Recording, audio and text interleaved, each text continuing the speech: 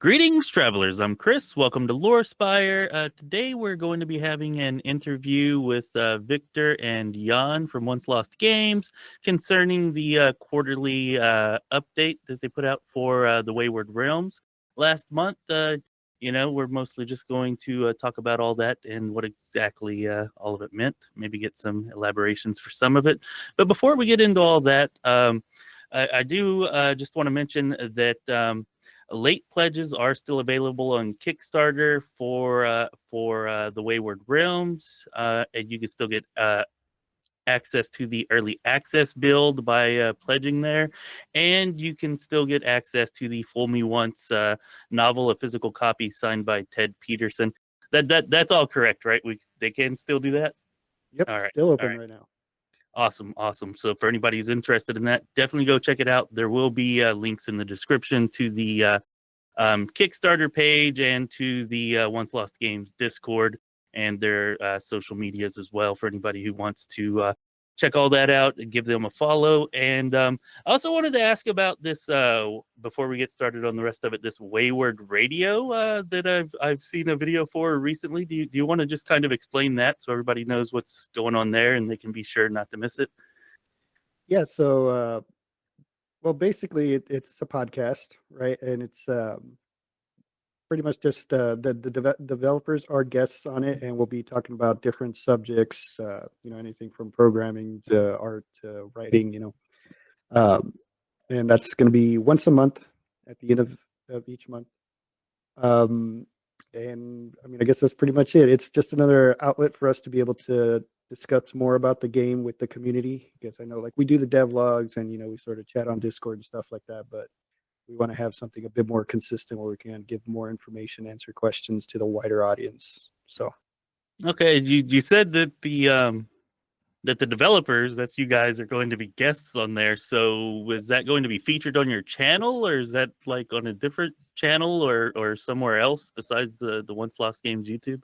we will be sharing on YouTube, but it's also available anywhere that podcasts are available. So whatever your preferred method, Spotify, iTunes, whatever, it's going to be on there.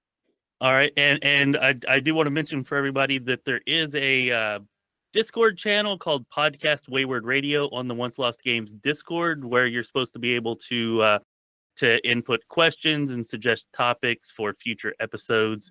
So if you have any good ideas or anything that you want to know, be sure to pop into the Discord, go to that channel, and share it with them.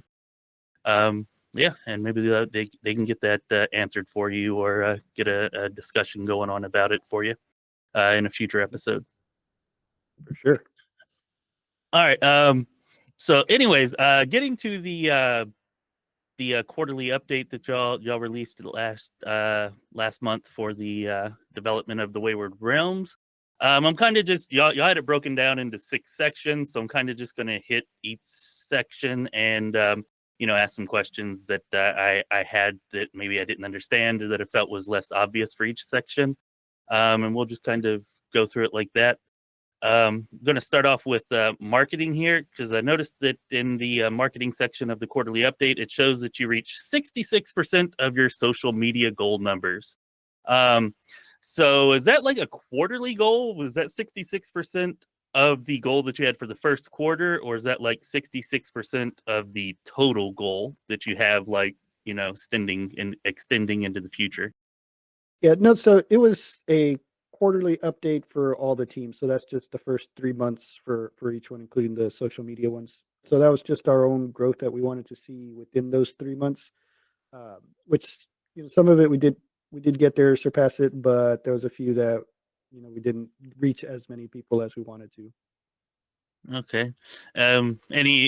You have any plans to change anything going forward to try to meet those goals? I mean, I guess the Wayward Radio is actually one way that you would be doing that. Is there anything else that we can look forward to or expect to maybe change to better meet those goals? Nothing major aside from the podcast, obviously, like you said, but yeah, I mean, we've been trying a few different strategies. I don't know if you guys have noticed, but we've done, like, our lore posts are now more like from the perspective of somebody in the world, as opposed to us just giving facts out. So trying to make things a little more interactive, I guess, more yeah, it's a little little more immersive and interesting that way for sure. Okay, and so the merchandise store, I think that's coming out January 28th. It was mentioned in the quarterly update as well. So yeah, just what's going on with that? Is that going to be on your website? Is it going to have its own website? How can we access it? Can you give us any of that kind of information yet, or do we need to wait? Well, we'll be sharing the links for it just a little further down the line as it draws closer. But yeah, I mean, pretty much it's what is it, Shopify store. So it kind of goes through them. But yeah, as far as the merchandise and stuff, we're starting off small, just the sort of the basics: t-shirts, caps, mugs, mouse pads, stuff like that, featuring some Wayward Realms artwork or our logos. And we do hope to grow it a lot more. The lady we were partnering with, Karen, she's actually a friend of Ted's, and she was one of the main people responsible behind the Pip-Boy for Fallout. Was it 4? I believe. The actual one that you could wear? Yeah, that you can wear on Oh, you. dude, that thing is so awesome. Yeah, so obviously the potential is there for some much cooler stuff down the road, but we just want to start, getting this thing off the ground before we jump in too deep, and we sell you a full suit of armor or whatever. I'm looking forward to that. Yeah, I have seen some of the hoodies and like the mugs and stuff, the artwork, and it looks like a good start. Definitely looking forward to that. Before we go on, what are y'all's favorite pieces? Favorite piece of merchandise that's going to be in the store? It's not there yet, but I would love to have the map of some sort. That'd be mine. But other than that, I'm definitely gonna get myself a mug. Nice. Yeah, I'm not too sure if I have a specific like merchandise item, but definitely anything that has that Death Knight face artwork. I think we've shown it already. If not, you guys will probably see it soon. But yeah, I love that design, so I want to probably get one of everything with it on it. Nice. I really love the Jormungandr artwork, and I definitely want to pick up some pieces with that artwork on it, and then just see what else y'all have. And really quick, I just want to say Jan may have teased something we would like to bring up next, which would be some cloth maps for y'all. So not there yet, but I was gonna ask if they were gonna be cloth or not, because yeah, paper's okay, more but stuff to cloth hang is back there. amazing. Yeah, I definitely got a spot on my wall here for it. Make it big if you do it. Make it big. Anyways, all right, awesome. Let's move on to the writing section of the update. Excuse me. Then, in the writing section, it shows that y'all finalized lists of enemies, creatures, weapons, armor for early access. Can you share what any of those finalities are? Anything from those lists? The whole list? Just maybe some juicy tidbits. What can you tell us about that? Well, as far as like weapons and armor, we've kind of shared some of that stuff already with the community as far as like the concept art of it goes. So see just like sort of the regular steel plate, the orcish steel plate, because on Ijar the main two races that are there are orcs and humans. So you might see some wet harn items, some steel items. Not really much from the rest of the cultures yet. As far as enemies, I don't know if I really want to tease too much on that. I mean, we've already mentioned the Death Knight before. We've shown off the Death Knight. He's going to be a big bad there. Yeah, the Orc Death Knight is freaking awesome, by the way. Whenever y'all showed that off, I was like, yes, we're gonna have different tiers of Death Knights. That's awesome. Yeah, that was Love one it. of my Love designs, it. so I'm glad it's a favorite of yours there. Oh yeah, for sure. I guess I'll give you one tease. We do want to do one Therian throat enemy. I'm not going to tell you which one, but so there's going to be a Therian thrope, huh? Yeah. We don't know rat, wolf, or the third one. I'm blanking on the third one. Come on. Boars. Yes, boar. Thank you. Brain fart. Anyways, Yeah, okay. so, All right, be one of those. Drop your guesses in the comments below. Hey, there you go. I love that. Yeah. What do you think it'll be, and which one do you want it to be? Let us know. Okay. All right. Cool. So in the initial development roadmap that y'all released, I think in August, it was, it showed that all of the lore for Ijar was supposed to be completed or planned to be completed in the first quarter, at least for the early access build, I guess. Maybe I would add on more later for the final release, I would imagine. But anyways, it was all supposed to be done in the first quarter. And then in the quarterly update, y'all showed that you have 150 to 200 pages of early access lore. So is that all of it? Did you actually complete it? Are you planning more? Well, specifically for that, it was like all the background lore, like what's the history of Ijar itself, the history of the each of the towns that you'll be visiting on there, the factions.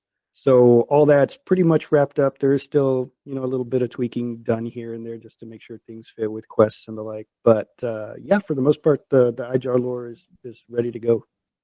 Okay, so that's not including lore books then, and it's not including specific characters like the Baron or like anybody else, like specific NPCs. Nothing for them. To some degree, but a bit more of them will be fleshed out through the quests, which is what we're currently working on right now. It also showed in that section of the update, talks about solidifying Ijar's history, lore, timeline, completing 9 locations and 5 factions, and proving major characters' lore. Well, we kind of just talked about that. So the locations and the history and the timeline and all that's going to be included in those 200 pages, but the factions and the major characters would not be. No, I think that's included on there. I don't remember exactly what the breakdown was, but yeah, we've got pretty much all the background for factions and cities and all that ready to go. Okay. All right. Do you know how many locations there are going to be? You completed stuff for 9 locations. Do we know how many there are going to be? Do we have a ballpark figure maybe, or? Well, the 9 locations specifically are the 9 towns. Well, it's 7 towns, the Baron's Castle, and then the Glowing Star Inn, which is sort of like a little inn that stands on its own. So those are the 9 locations that's talking about specifically. As far as say like dungeons and stuff like that, I don't think we have a set number yet. I don't know if Jan, you have anything from the programming side as to. Not in terms of numbers. I think we're at the stage where we're gonna figure out like how many of them will fit and what styles we're gonna get. So before we can answer that, I think. So will there be more than 9 towns then, including the inn and the Baron's Castle, or is that just kind of where you're holding that, and then the rest of it will be like small hamlets or farms or whatever, dungeons and stuff like that, or might there be more than 9 for the 9 will be for all the towns and the. Okay, that is going to be everything for them. Gotcha. Yeah, that as far as like civilization stuff goes, then everything else will be dungeons and stuff, like extra little, bandit camp or something like that. Whatever else we add in there.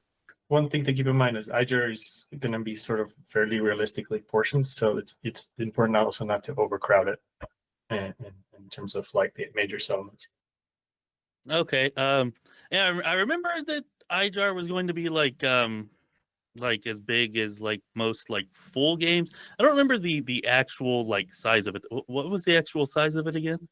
140 square kilometers. 140 square kilometers. I think it's like roughly about what the Witcher 3's map was.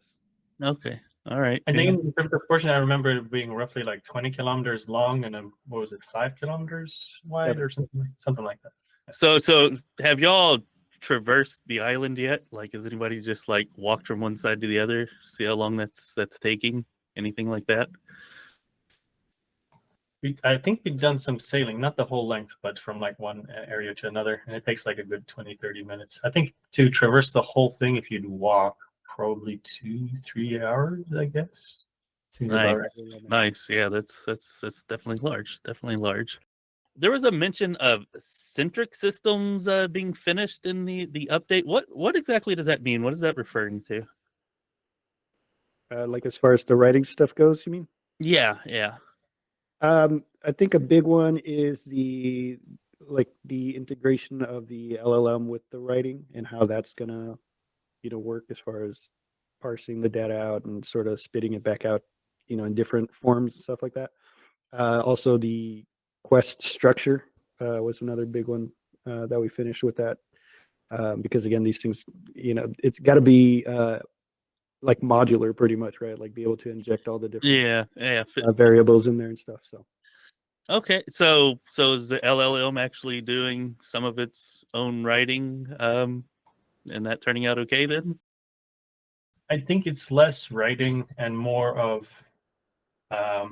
it's parsing a writing, and it's converting it into like game objects and things like that. So it's less. We're not just letting it just go on its own way. Yeah, so you're taking something that it's taking something that you have written, and then it's kind of putting that together with whatever makes sense for what it's trying to say or the information it's trying to give you. And then also, well, sorry, I just want to say also like structuring it in the way that like works with our quests, like being able to put like in parentheses like your character or the character, takes an angry stance or something like that, which is part of what we have in our quest system, and it'll spit that back out depending on like what the context is. Oh, nice. That's interesting. Look forward to seeing more of that for sure. Okay, so it in the update it also mentions six additional lore books have been completed with dozens more in progress. The Kickstarter campaign, I believe it was 30 lore books total that were supposed to be written. Now this says 6 with dozens more. And maybe I just want to know, does that mean maybe we're getting some extra lore books? Like maybe we're getting more than 30 if you've done 6 and you have dozens more on the way? Most likely, yeah. All right. 30 just as sort of like if we absolutely cannot do anything else as far as we're like everything's like preoccupied us too much, then we can at least get this out. But the writers are doing their job very well, and so we should be able to clear that pretty easily. All right, so we're looking at probably more than 30 lore books. I like it. Yeah, under promise, over deliver, definitely the way to go. And to be fair, we had a head start on that from the years leading up to it. Gotcha. And I want to say that we've actually talked about this before, but just in case, those 30 books, they do not include the books that are currently in the Library of Logos. That's like in addition to those. They would be included in the number, but again, I'm sure we're going just gonna go. All right. That smile on your face tells me you're going way over.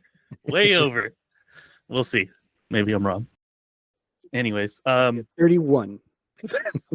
No. All right. Moving on to the next section, the art update showed that y'all finished painting dozens of the backer portraits, which is cool and kind of interesting that y'all mentioned that. And it didn't really occur to me until I read that. But is there any plan to include backer portraits in the early access build? Like as since you're already making those and getting them ready, might we see any of those in the EA? I think this one's probably more for Jan. I'm not sure if our system's there yet to be. I mean, technically, there's not a problem in including them. It's just a question of, does it make sense for the world to have them? Like, I don't know, maybe do we have like a big art collector who's like, look at all these portraits I got? I don't know. Maybe there'll be some sort of version of that. But otherwise, like, if it can't be too jarring, so maybe some of them might come in later. But if we can, maybe we can come up with something like that.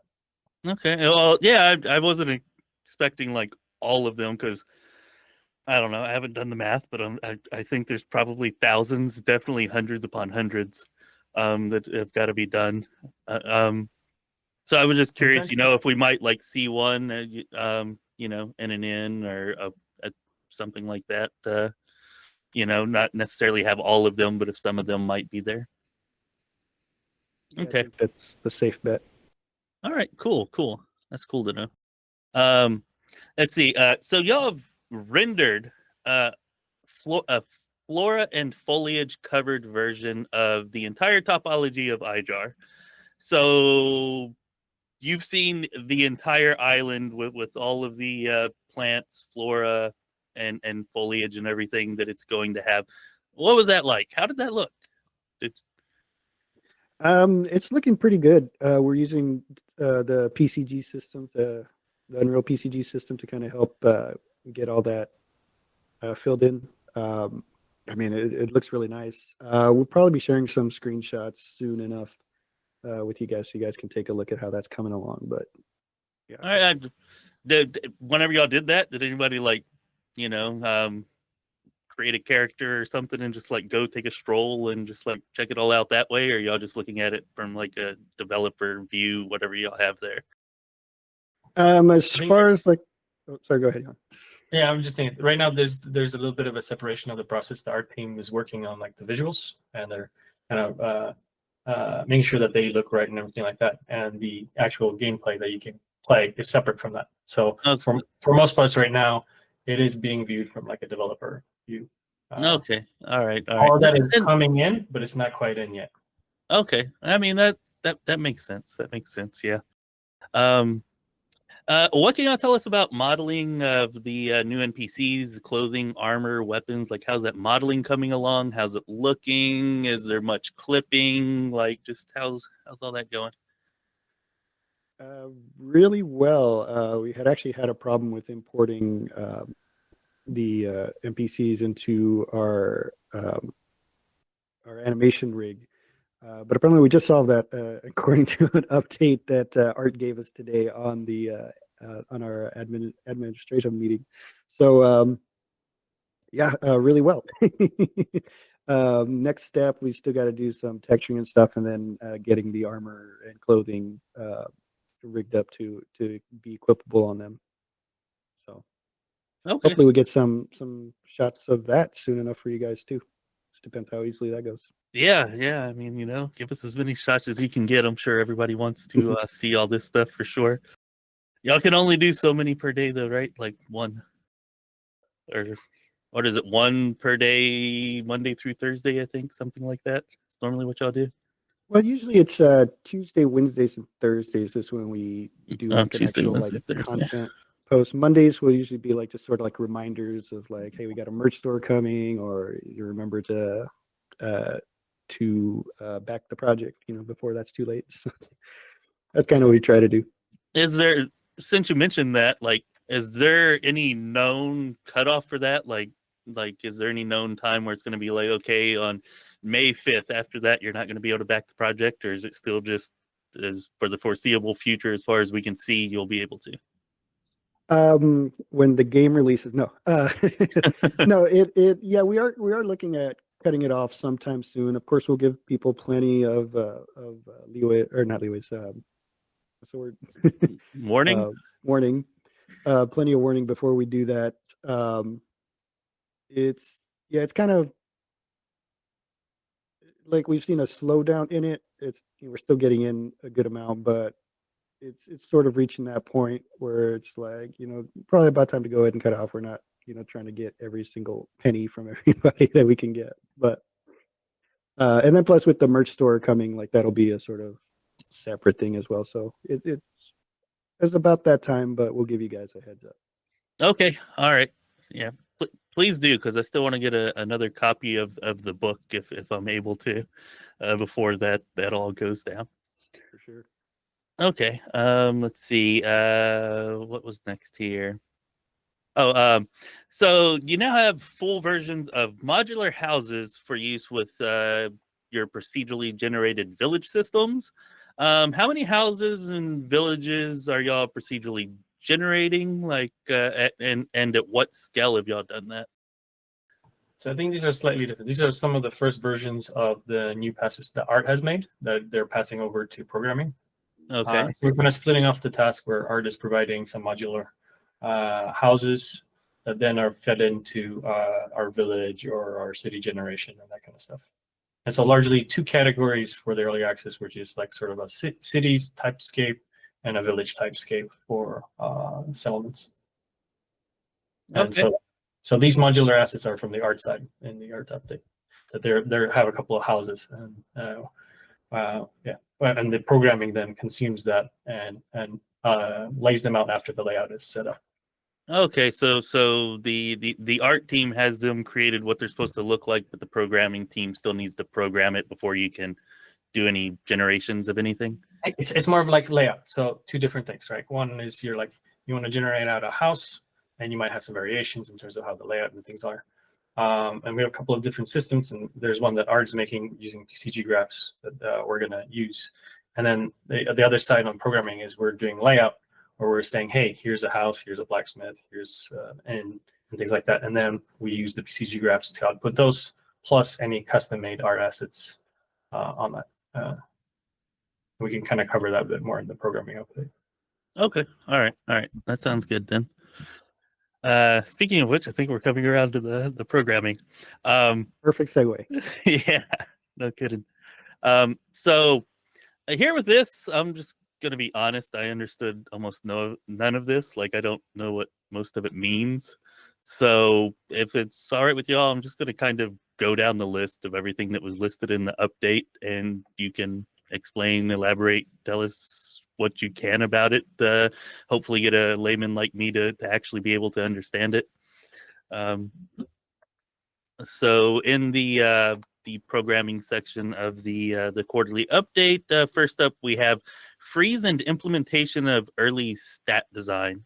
So this is stats. So like, you know, your health, your pulls, your charisma, your strength, all that kind of stuff. It's more of like just freezing early designs in for things and making sure that it's all in base C++, so everything else can stream down from it. We had a bunch of stuff earlier in blueprints and it wasn't very scalable, so we kind of have refactored that back down to C++. And now I think the stats are at least the baseline in a good spot. So that's what that means. Okay, and having them in C++, that just kind of gives you a form with which you can implement them or move them around, do whatever you need to do with them more easily, more readily. That's right. I mean, in Blueprint, you can, so the way that Unreal works, you have a C++ stack, you have a Blueprint stack, and we have one more stack, which we can talk about a little later. But if you have anything in C++, you can use it in Blueprint. But if you define it in Blueprint, you can't really use it in the lowest layer. And by moving it down, it allows access across the whole engine. Okay, all right, that makes sense. So having the core data structures refactored to C++ is just kind of the same thing? Yeah, that's those two parts are basically talking about that. We take the additional, not just the stats, but other things like I'm trying to think of, like, you know, interaction components or other logic systems that, and all of the data that holds, kind of pushed it down to the lowest layer. Okay, and then the core layer interop preparations for tooling, C++, BP, and JavaScript. Okay, so that's our third layer. So we're talking about the engine. You have C++ layer, which is the baseline, the fastest, is compiled, but it has a slow iteration loop for programming. Then you have blueprints, which is really good for designers and linking things together, but it has pretty bad performance unless you nativize it, and that has a long process and things like that. And so for us, we have one more layer on top, which is JavaScript. It's a runtime interpreter that we have in our engine, and allows us to hot reload scripting code in less than a second usually, and allows us to basically modify things at runtime and allow workflows that are very functional and very much like procedural. You know, you define something, you derive off of that, and then it creates effects and things like that. So this is the part that's going to be very relevant for procedural generation and dynamic scripting and modding and that kind of stuff. All right. So you're getting all that stuff ready. So the interop meanings, interoperations between the layers, making sure that you can, for example, reference assets and blueprints very easily, write very performant code, and have it controlled through scripting, and that you can leverage each of the benefits of all of the three at the right point in time. Okay, all right. That actually makes good sense. You can just make sure that everything kind of works together, and you can access whatever assets you need to in whatever layer it is that you need to access them. Yeah. I mean, I'm probably not getting it exactly right. It's kind of correct. I guess the only big difference, sort of like in terms of our architecture, is that we're kind of making a lot of the stuff as a sort of a graph flow. So you can go from any layer across any layer and kind of feed forward all the operations and split them and all that kind of stuff. It's more of an architectural thing than it is anything that you'll ever see. Okay. All right. Good to know. So the improved implementations of fundamental interactions for combat, archery, swimming, and horseback riding. That maybe seems a little more tangible. Maybe I can understand a little better. Yeah, these are just basically improvements to mostly IK or aiming or animations or that kind of stuff. These are incremental improvements at this stage, and we're going to keep working on basically all of that until it's sort of in a good shape. The way that we tend to work in programming is to have everything as an onion, and we kind of improve a little bit of the layer on each side before we move on and kind of add. So it's an iterative approach. We have a baseline, we have a little bit better, and so on and so forth. And so same thing, these are fundamental interactions as you're playing, so you want to make sure that they feel good. And so we're having many passes on combat, we're having many passes on all these, making sure that it feels good. All right, so you just basically added another layer on top of what you had before to improve responsiveness and make things look and feel better. Yeah. All right, cool. Near field AI behavior for farm and wild animals. Now, I feel like I almost understand this one. You just implemented the AI behavior for farm and wild animals. Near field throws me off a little bit, but I feel like I mostly understand that, maybe. So near field is going to be relevant to the match system where you have it. So near field in our terminology means things that are near you. So it's near your field, right? And that means that we have different behavior systems that trigger on when something's near you. They have more complex behavior. They have a little bit more individualistic, not thoughts, but like utility calculations. And then when you go far field, it's more like group behavior. And so this is writing the AI for farm and wild animals, like when they're near you, how do they basically behave? An example of this would be like some crows sitting there, and then you get up to them, they fly away. Maybe they fly in a small formation, and then usually that is sort of when you start doing a pass off into like a Farfield setup. Or other animals, cows, they walk maybe a little bit in groups, they get curious. But you get near them, maybe they'll have some individual reactions to you being there or a predator being there, that kind of stuff.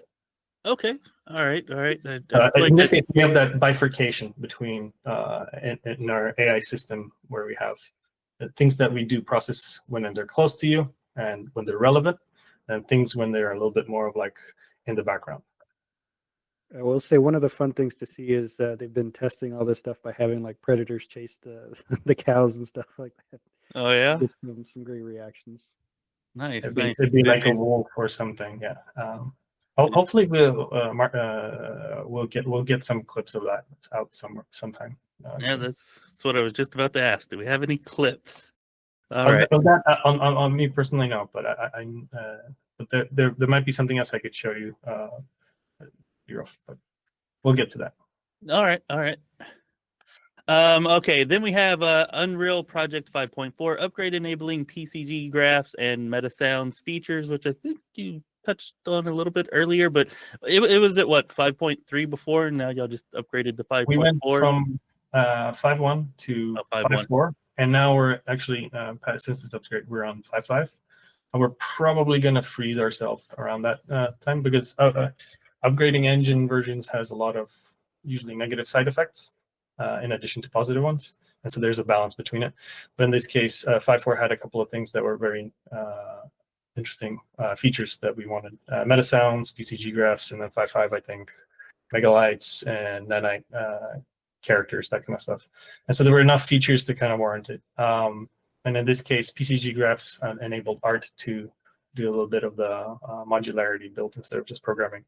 Meta sounds will go into the next line, which is dynamic music.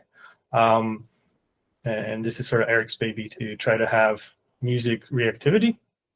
I don't know how much we're allowed to. Have we mentioned too much, Victor, or do we want to keep a little bit of this? No, we can talk a little bit about it. We can talk about, okay. So the idea here is that we have dynamic stems within music, and so it kind of means that a music piece can have like a low intensity, and then at the right moments, you can kind of bring up the intensity by having a layer of music that comes on top of it that is sounds correct with the rest of the music, and that's kind of leveraging the meta sound. So using the music to just kind of give a more dramatic effect whenever something important or interesting is happening.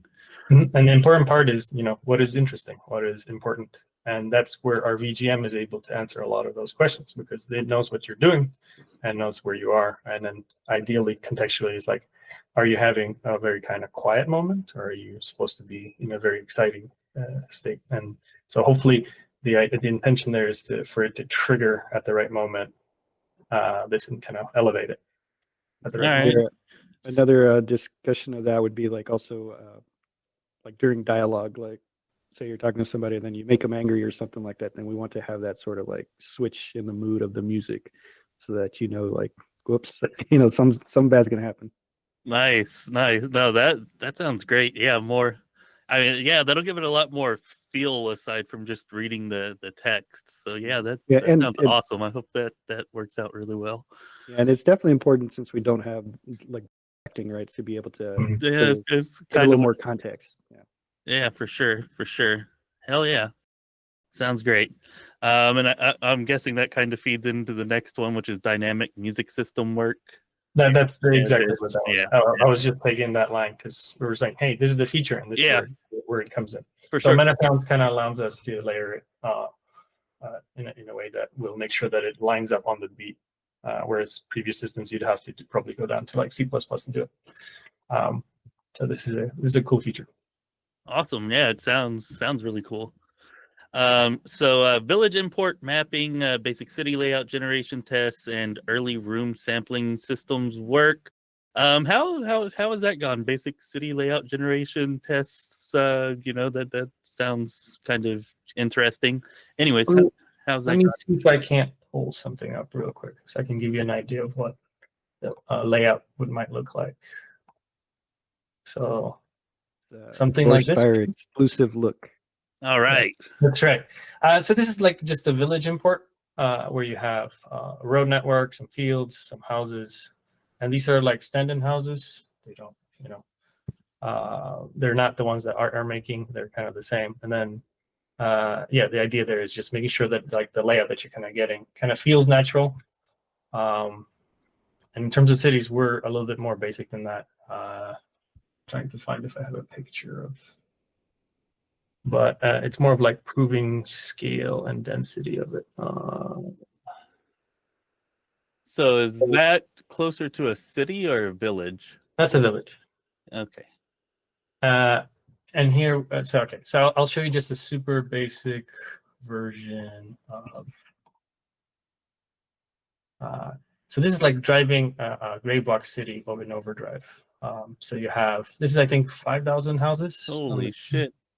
But it's obviously not like the final ones. But the idea there is that you can kind of create like a nice little dense areas within it. So that's a city, or maybe it's not a city, but it's a preliminary test of what one of the cities in Ijar is going to look like. Making sure that we can get the density, the size, and the scaling right. So this is bigger than you would find in Ijar. But we're proving that we can make bigger than we need. And let me see something like a much smaller version of this would be like 3 cities, maybe. I'm going to say that is freaking ginormous. That would take all day just to explore, and you probably still wouldn't get all of it. So here's more like for one of the capital cities.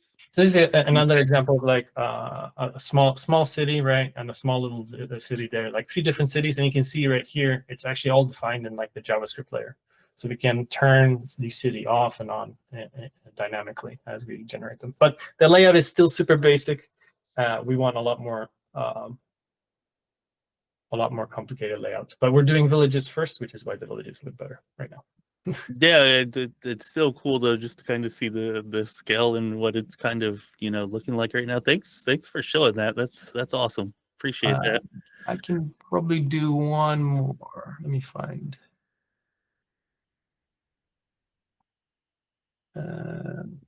Let's do this one. Let me just double check. All right, so this would be, do I have it at? Let's see if this works and if this frame rate is good. So this is just live view from our editor, running through these sort of cities.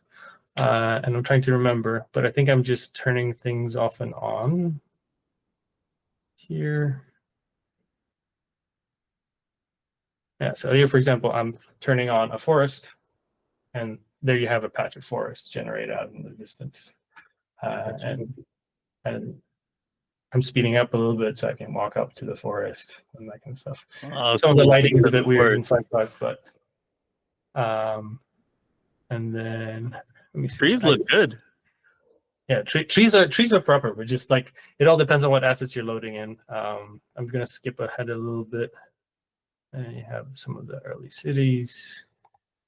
Again, pure layout, not the visual. Remember, art is supposed to provide a lot of the visuals, but it's just like placement, roadmaps, alignment. I'm gonna skip a little bit, and I think here I'm gonna pull off one of the. Yeah, I'm gonna take away the forest, and I'm gonna take away the cities. I'm gonna pop out the village, and so in that short period of time, you can see the village generation and some of the pathfinding between nodes and that kind of stuff. Nice. Cool. Hell yeah.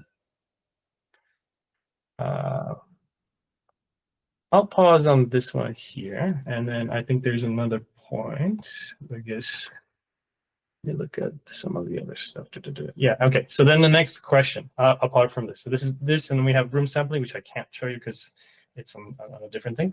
Okay. But it's basically the idea of like being able to like lay out a bunch of how your room is supposed to look like, and then you sample it and we mix it, and then we can spit it out inside the house. So the interiors are then filled with whatever you want to go and explore and visit. All right. And I'm looking at so the next question is probably going to be about The mass NPC. Yeah. I have something for that one. So again, gray box, so don't expect anything pretty because this is all systemic. But let me see if I can't pull up the video. Do we need that guy that says like world premiere? World Premiere. You remember when we were talking about near field and far field? So this is the Farfield stuff. So this is nothing something too crazy because you've seen this kind of tech in like games that you're playing in real-time strategy systems or something like that with a lot of stuff. But we're basically adapting the same concept for Wayward Realms, the ability to basically have not really capped out how many NPCs you have displayed at a time. And so I think this is roughly the population of IJAR, which is like 2,500. And here you can see me ordering like them to go for a march, all of them at once. And they can each like then traverse or change or things like that. And I'm just issuing them to move around. But the whole idea is then again with the pathfinding you saw in like the earlier demo that they'll be able to go on a schedule and walk to the store and do this and so on. And our current tests are showing that basically we can probably do this for all 2,400 of them. That's awesome. I'm already seeing some massive army, imagining them all clad in suits and armor and I don't know, marching off to wherever for some world event. But yeah, no, that looks great. So have you done the tests then where they're actually like all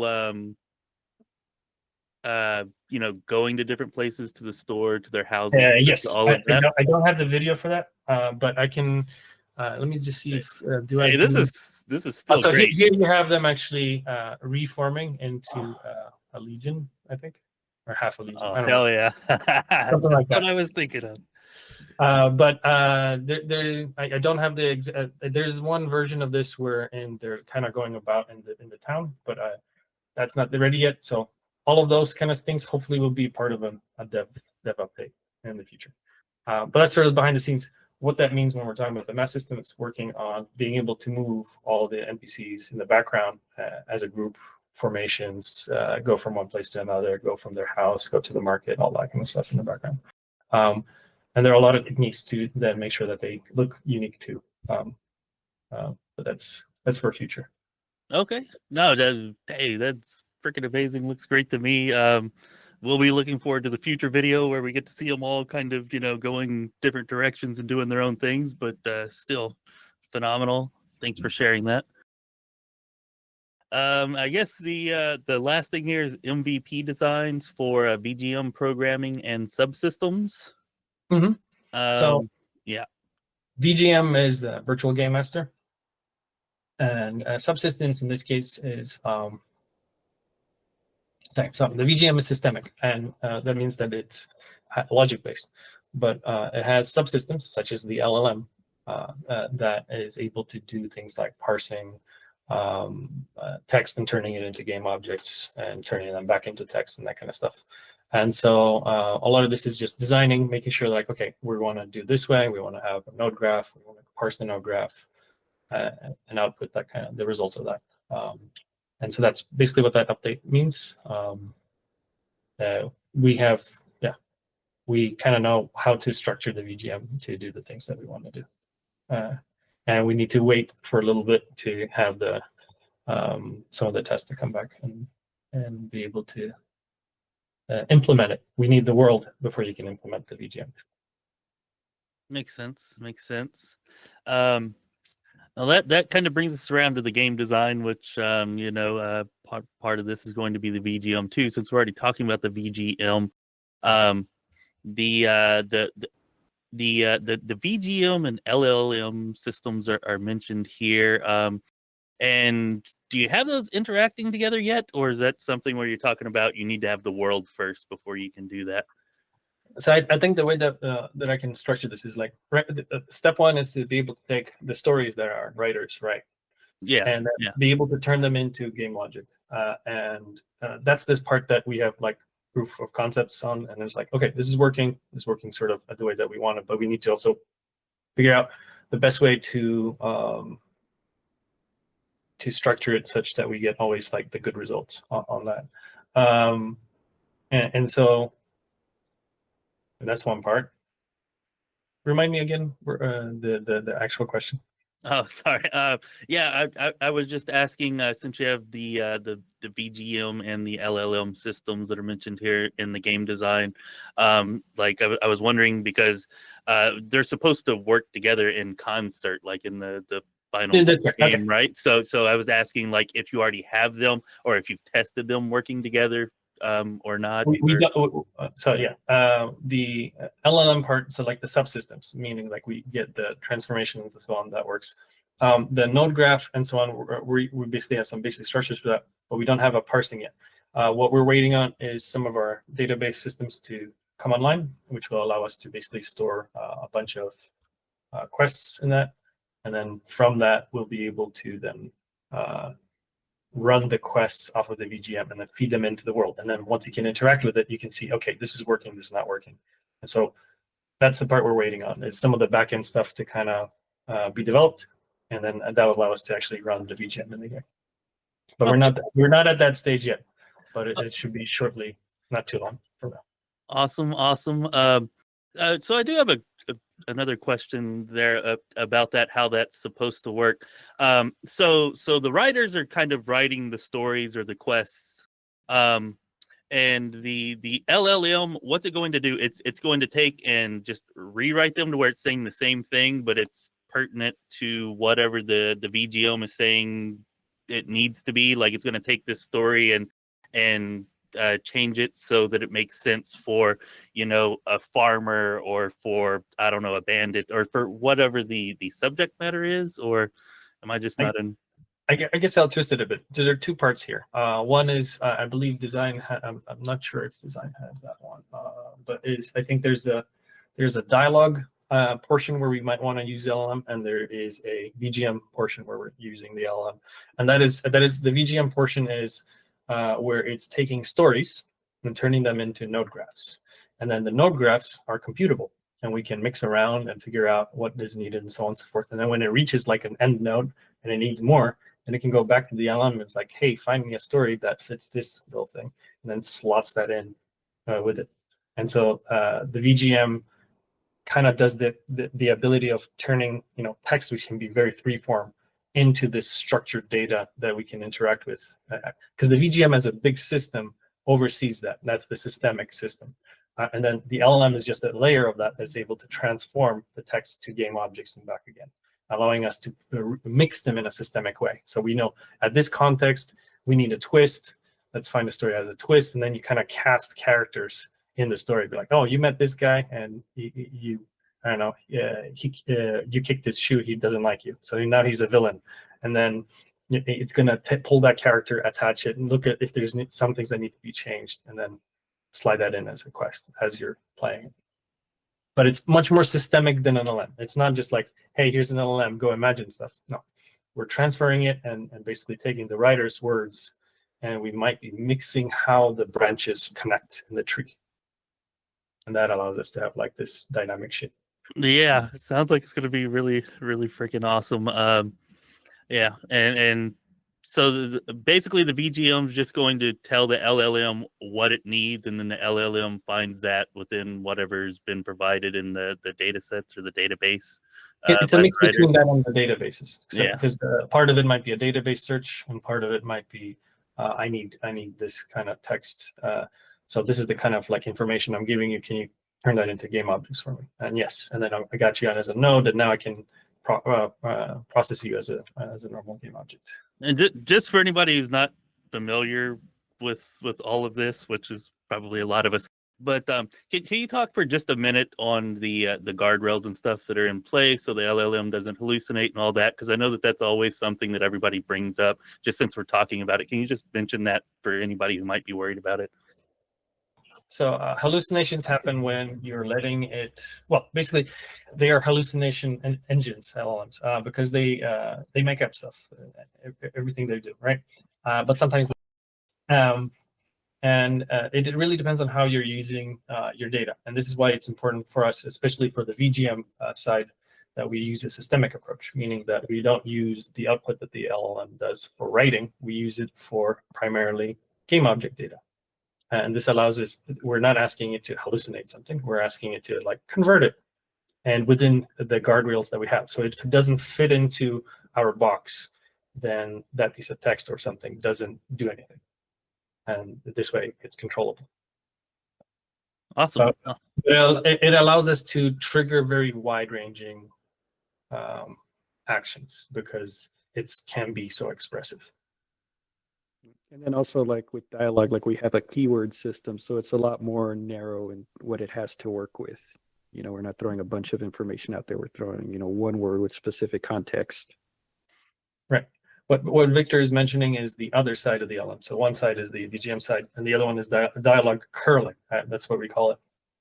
So you take, keywords, and you might go, oh, you wrote this as a generic piece of text for all the NPCs, but this particular person maybe has this kind of way of seeing the world.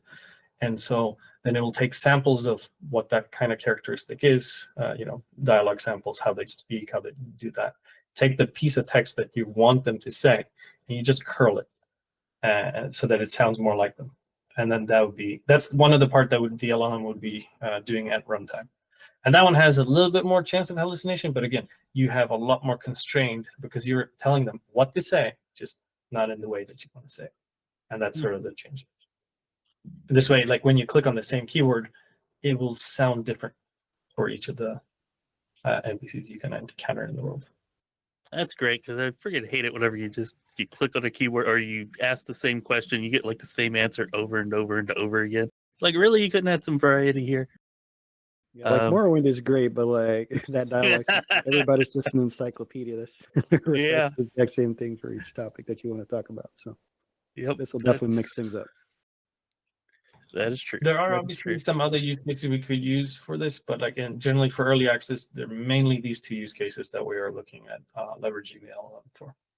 Okay. But there are always ideas, but we also have to deliver, and for us, that's much more important. So we're kind of constraining the things that we do with it so that we can get something that works. All right.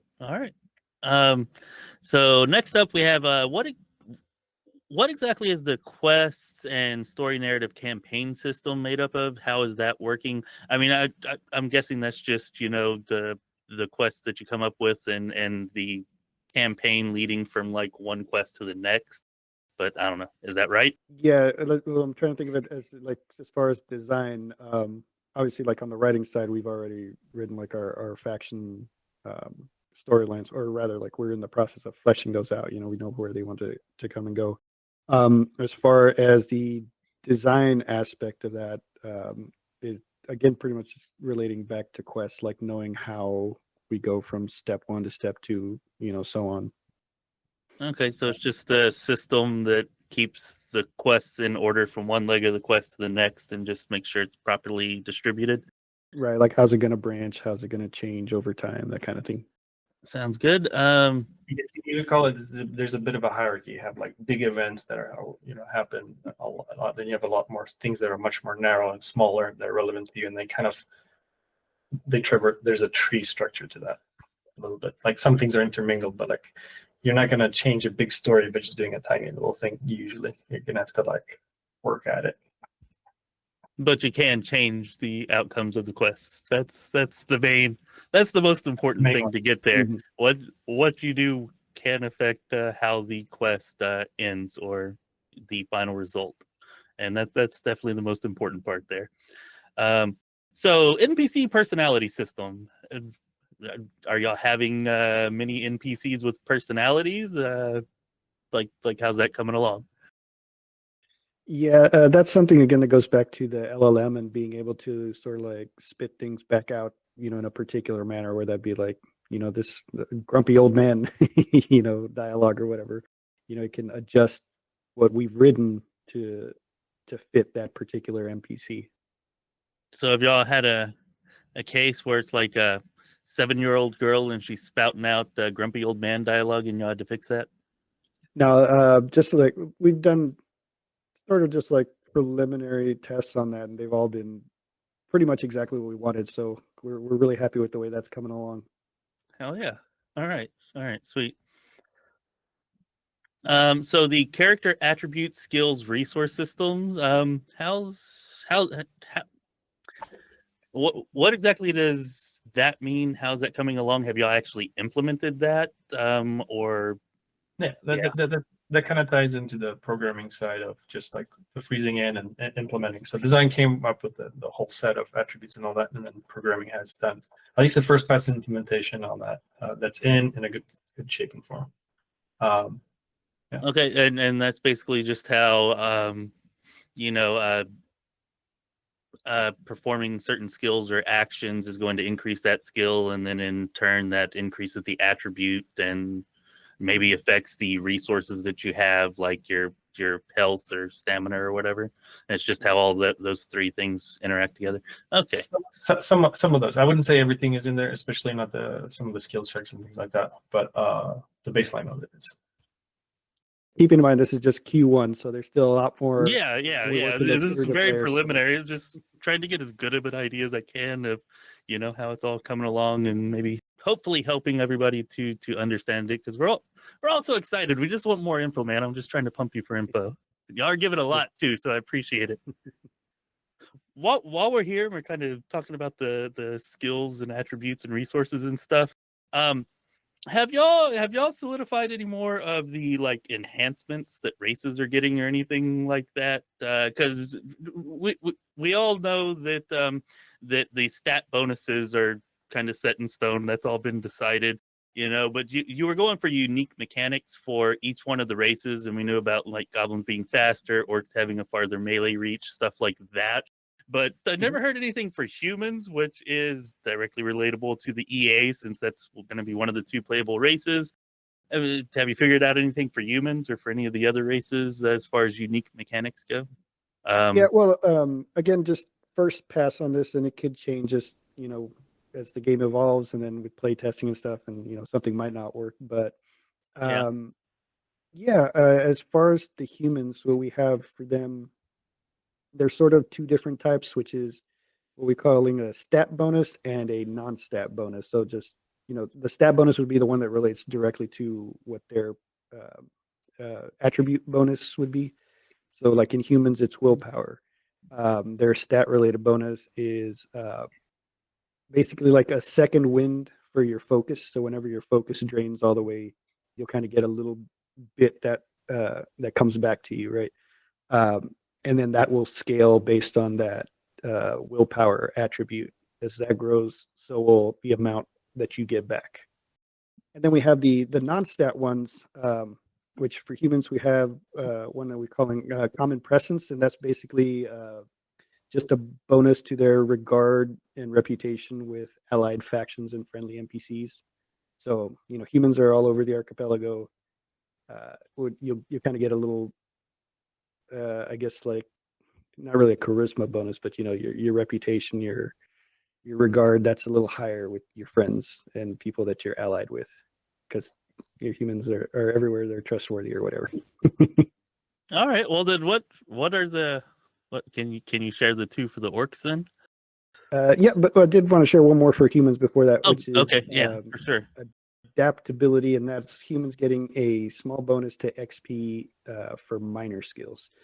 So again, if you're not familiar, we have the major skills, which you can level up to 100, the minor skills, which I think is 50, and then your miscellaneous skills after that, which are only 25.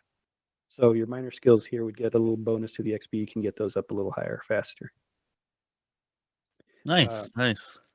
For the orcs, their attribute bonus is stamina, and their stat-related one is iron lungs. So basically, they have a breath meter that drains slower for swimming, but also, like, say if there's poison gas, stuff like that, there's more uses than just swimming for it.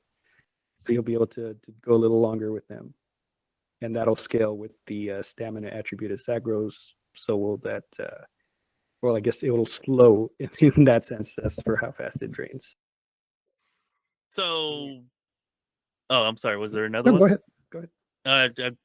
So that means there's going to be like poison gas traps or poison gas from somewhere, presumably. Yeah, not but not only like poison gas, but any other things of that nature. Maybe like some kind of spores from a fungus or something released into the air, that would affect you or poison you or something. Anyways. Well, I wanted to say we did just showcase the Sarconia's Kiss flower on social media this last week, and that's one that will release, sort of like these toxic vapors that will hurt you. So that's where that comes. All right. Yeah. So if you're close to Sarconia's Kiss and if you're any character, you'll be able to hold your breath through that. Yeah, just or the orcs. any race, but any race, but orcs longer. They can hold it a little longer. Is that something that just automatically happens until your breath meter runs out, or do you have to actually actively start holding your breath and stop holding it, or? No, it'll be automatic. Okay, yeah, that is definitely more convenient. And then just to finish off the orcs there, so the non-stat ones would be the longer arms, like you mentioned before, so you got a little bit of reach with the weapons. And then similar to the humans, we got we're calling Seasoned Warrior, which says XP bonus to any weapon skills in the minor skill slots. Okay, so whatever you don't have a major skill in, if it's a weapon and it's a minor skill, you'll learn that quicker. Yeah, so that'll be good for if you want to have a whole bunch of different types of weapons on you. Now for kind of the most important question of the game designs and maybe of the entire interview. Y'all spent months reworking the magic system. So everything that I used to know about it's kind of out the door, I guess. Anyways, specifically, but what can you share with us about the magic system? How is it working now in phase 1? Keeping in mind, everybody, that all the stuff that they're talking about, it's still the first quarter. This is all still phase 1 stuff. It's likely to change. But what can you share with me about where that's out, how it's working?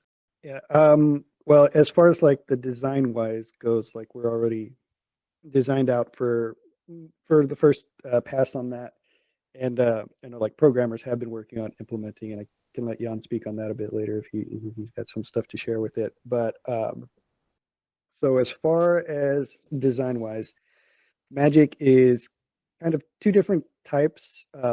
One is descoped for early access, so we've pushed it back. It might come later in early access, might not come till full game. Maybe we descope until Wayward Realms 2. So, so don't take this too seriously at this moment. But cantrips would be that one. So just little quick things you can do. Say like we've shown off before, the finger snap, lighting up candles and stuff like that. That would be like those types of spells. The other type is prepared spells, and those come in two different types, which is minor and major. Minor spells are a one-time cast. You create the spell, you use it one time, and then it's gone. Major spells are permanent ones, and you can recast those as many times as you want. So the difference between those two is you have to do a binding ritual in order to create a major spell. So basically, like the idea is there, you can have the minor spell, you can test it out, you like it. All right, let me go do the binding ritual and make this part of my permanent, spell repertoire or whatever. Okay. All right. So you're still gonna have to like search out words of power or whatever y'all decide for the sources of magic to be, and then once you have that, you can use that to create your spell. Still gonna be creating the spell yourself, right? You can combine those and create the spell that you want. And whenever you create it, it's going to be it's going to be a minor spell that you can use one time. That's what you're going to have. And so you use that, you like it, you create it again, and then you go through this binding ritual process, and you'll have that spell to reuse as many times as you want, as long as you have the focus to use it. Well, I can go into a little detail about like the creation of it. So invocations is what we're calling those spell components. Those Okay, invocations. Awesome. Yeah, and obviously they all have different effects. Something is like the delivery type. Others is just like what kind of damage it deals. So there's different ones to find and play around with and mix around. Experiment with. You can have a maximum of 6 on a spell with at least a minimum of 2. So you got to have at least 2 to make the spell. You can go up to 6. I guess that's you can find them from different places out in the world. Again, if you're playing a mage, we really want the gameplay loop to be you growing your arsenal, going out, finding those invocations and learning how to make new spells and experimenting with those. And like really that's how you'll grow in power as a mage, by getting more of these invocations to play around with. And those can be learned from other people. So like you do a quest for somebody and they teach you one of these invocations.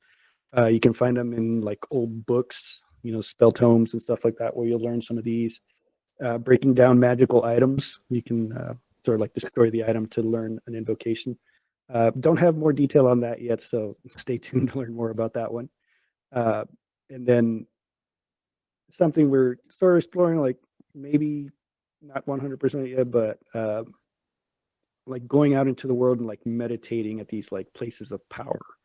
Sort of like where like an area that's really magical and stuff like that. You can sort of go to these places and learn an invocation off of that. That's like related to the area. So like on the slopes of a volcano to learn something about fire, that kind of thing. That sounds awesome. Like having as many sources for the invocations as possible, at least that makes sense, I guess. Seems like a good idea, and that I don't know, that seems like a really cool way to do it. So yeah, I vote yes for that. Not that I get a vote, but yeah. And that actually would tie back into the binding ritual as well, because it might, like, depending on what it is, it might send you out to like a specific location or a specific time of like day or night or something like that to finalize these spells, because again they're going to be a permanent one. So we want a little bit of effort from the player to learn these things, to solidify them. Okay. Well, that was going to be my next question. Like, what exactly is a binding ritual? Like, is that costing resources, or is that like completing a quest, or is that what? Yeah, it'll be pretty much like a cost of some resources and time, just depending on what invocations you're you're using. So small little simple ones won't be as big of an effort as say like a really powerful spell that you want to make. That's gonna maybe send you like you have to go to this specific location and at this time of night or this day during the week, something like that. All right, and whenever you create the spell and it's just like a minor spell, are you going to have like a tooltip or something on there? Like in order to make this a major spell, you got to do this, or do you like get an actual quest to do it, or have y'all not even really thought that? Worked all that out I believe it's like you'll just be notified of what it would take to do it. use. Okay. All right. What about the need for like a focus? Do you have to have like a staff or an orb or something in order to cast magic, or what have y'all decided for that? Ooh, on that one, I don't remember what we. Oh, come on! It's like the most important part. Almost. Arguably. We've kind of gone back and forth on this, haven't we? A couple times. Yeah, that's the problem. Well, Like, I know where's it the was kind of current- back where's and the forth current before, but I thought now after months that y'all would have it worked out. But all right, I guess if we gotta wait, we'll wait and see. We'll wait and see.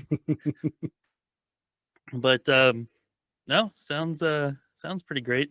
Just one more question. Whenever you're creating the spells, because you gotta know the invocations, and you go to create the spells, is that going to require like supplies? Not the word I'm looking for, but items. It's still not the word I'm looking for, but you know what I mean. Materials, yeah. Potentially. Again, I don't think we're doing any cost if you just want to do a minor spell. So if it's just the one-time use, you get to create it and try it and see if you like it. And then if you do want to stick with it, then there might be like some material costs associated with it. Okay, but for the initial I one, guess it would also depend on how powerful that Mhm. spell is. Like, yeah, maybe if even it's if too powerful, it needs some sort of cost somewhere. That's Yeah, sort of the exactly. philosophy. yeah, no, that definitely makes sense. And you said you could combine up to 6 spell effects, so you could just have like one delivery effect, say touch or ranged. I don't know if there are other delivery effects or not, but you could just have the one delivery effect, and then if you knew invocations for 5 different types of damage, you could just put 5 different types of damage on there, or Yeah, I mean, like what we really want to encourage is just experimenting. Like, yeah. throw everything in and see what you like and see what works. Are there going to be other things? I know there are going to be, but I just want to hear you say it. Other things besides just the damage and the delivery, like are you going to be able to create like, I don't know, some type of like chilling effect or status effects on enemies, or are you going to maybe be able to affect the surrounding area in some way, have like mind affecting effects, stuff like that? Yeah, absolutely. Have we touched on meta magics? I did not know. Nope, but but basically I want to know. No, but basically the idea is that you can kind of change how an invoke, like how the magic kind of delivers out. So maybe you have like swirls, maybe it changes how the magic loops back on it. It's kind of hard. I'll let Victor kind of describe it better. I don't think I'm good at describing that one, honestly. But basically, I think there's another system, not another system, but it's part of the system that it's not just invocations, but you can kind of change how the spell behaves a little bit.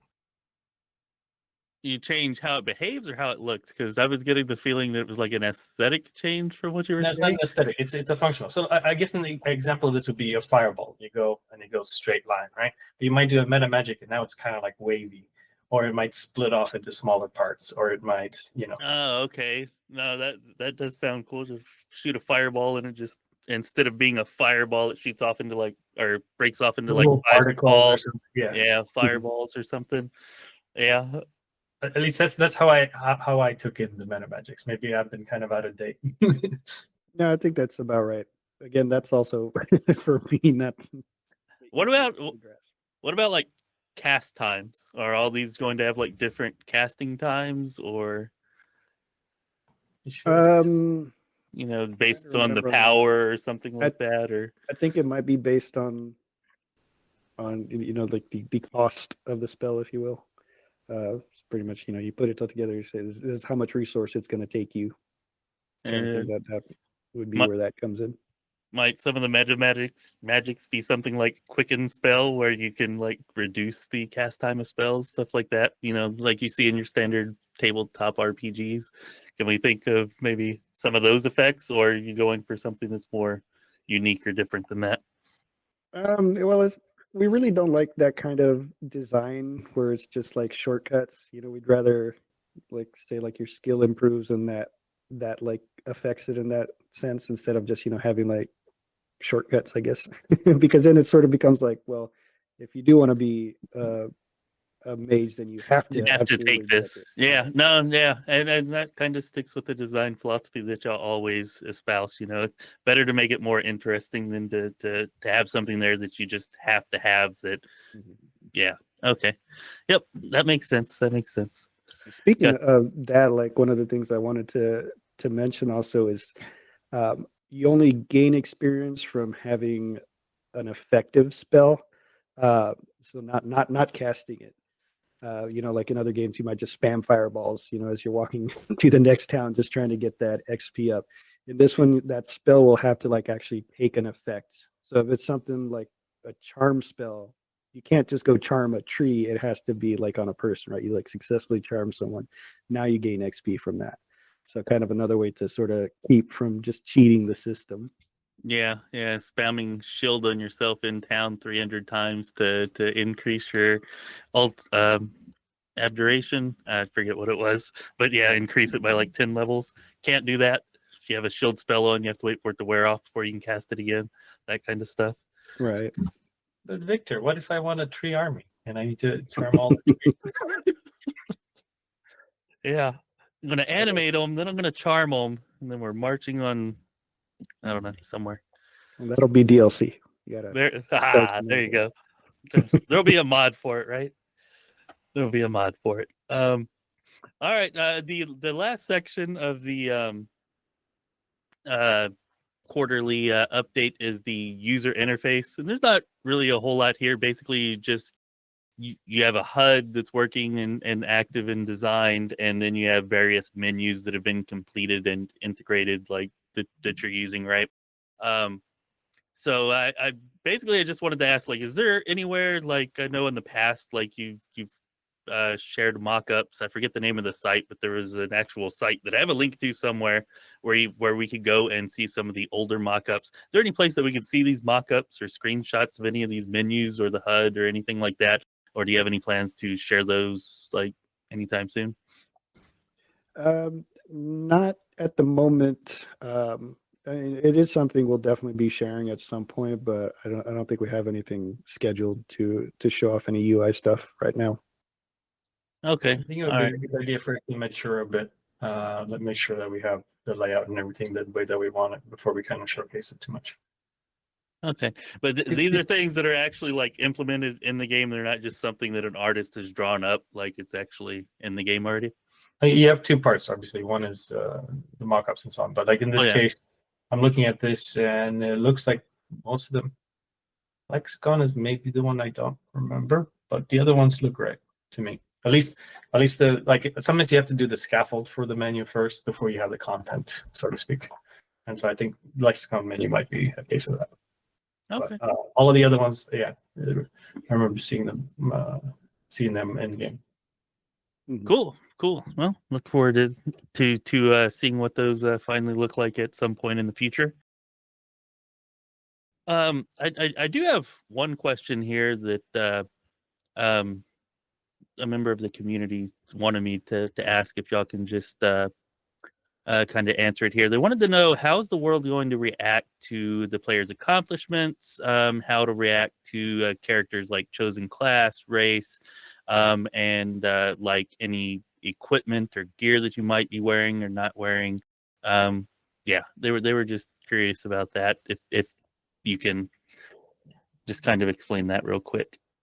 Sure. Well, obviously, we do want that reactiveness. We want you to be recognized for what you're doing, what you're wearing, who you are, pretty much.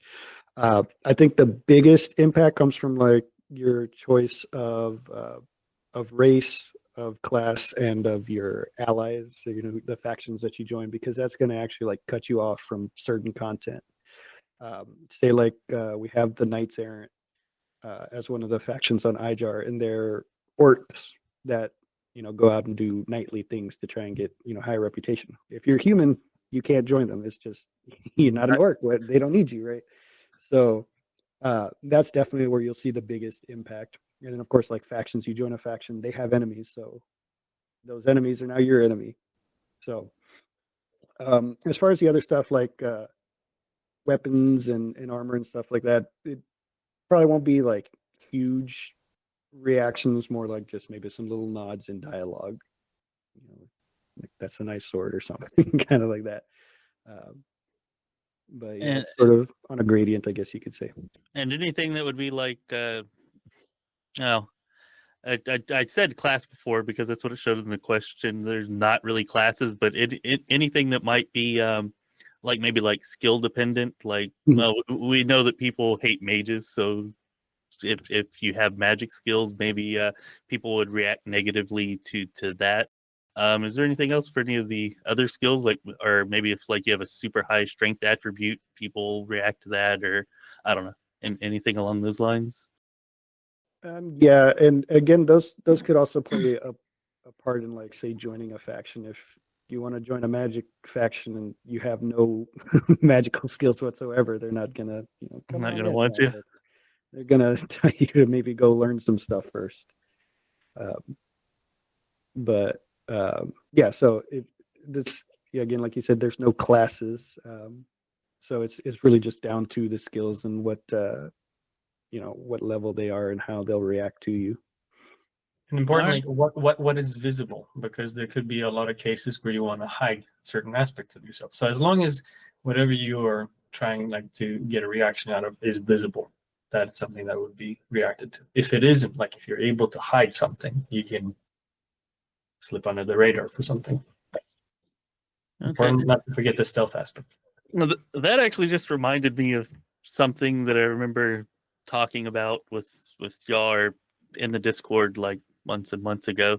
But just gonna ask if it maybe if you have any update for it.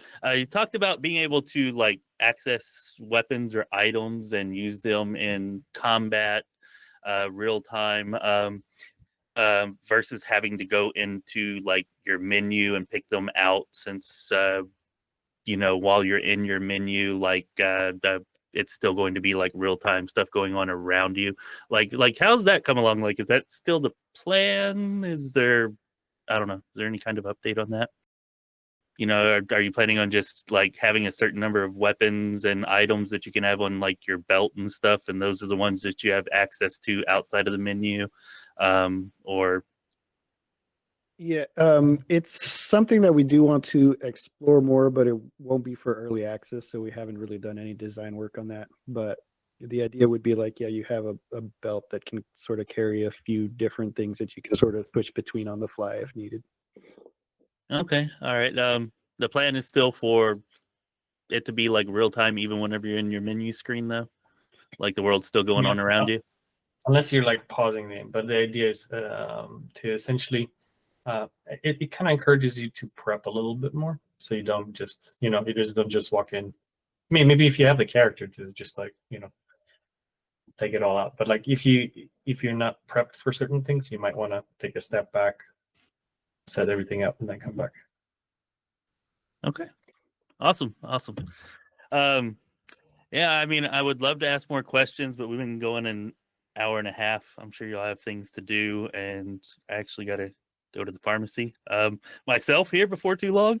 So I think we can wrap it up here. Is there anything that y'all want to mention, though? Anything that y'all want people to know, about the game or the studio or social media or just anything that's going on? Is there anything else that y'all would like to say to everybody?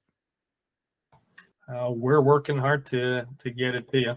There's a lot of stuff that just takes a little bit of time to line up and integrate with everything else, but hopefully like Q2 we should have a bit more to show. Yeah, also just I guess the reminders, if you haven't done early access or the back the project yet, for early access that will probably be closing sometime sooner rather than later. So if you're interested, get on that now. We got that podcast coming out soon, so that'll be on the 28th. So keep an eye out for that. And then just, the usual like and follow us on your preferred social media site. All right, and I will have links to all that stuff down in the description. All right, thank you, Jan. Thank you, Victor. Y'all are awesome. I really appreciate all the info and even some videos that y'all put up there. Like, that was unexpected and totally awesome. Really appreciate y'all's time. Thank you.